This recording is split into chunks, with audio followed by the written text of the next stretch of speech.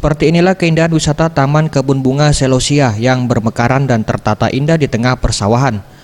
Kebun bunga yang cantik ini terletak di Desa Ngadirejo, Kecamatan Tugu Mulyo, Kabupaten Musirawas. Bunga selosia yang banyak tumbuh di Eropa dan Afrika ini memiliki warna yang tajam menyala. Kini mulai ditanam massal di kebun milik warga Musirawas. Pesonanya yang mampu membuat pengunjung seperti berwisata di Eropa dengan tambahan desain kincir angin serta beragam tempat bersuah foto yang menarik dan instagenik, membuat mata para pengunjung akan dimanjakan dengan hamparan warna-warni bunga selosia yang indah menawan, lengkap dengan suasana asri persawahan.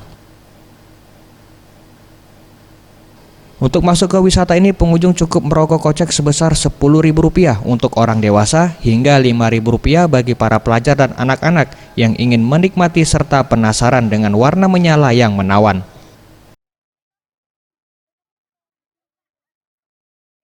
Di sini. Terus yang kalau spot foto di sini sih kami baru pertama kali kan masalahnya. Angle-nya bagus, bisa lihat sendiri kan angle-nya bagus di sini. Lagi ya.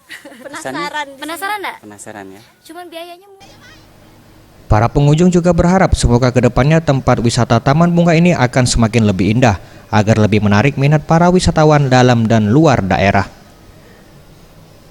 Tim Liputan Sriwijaya TV.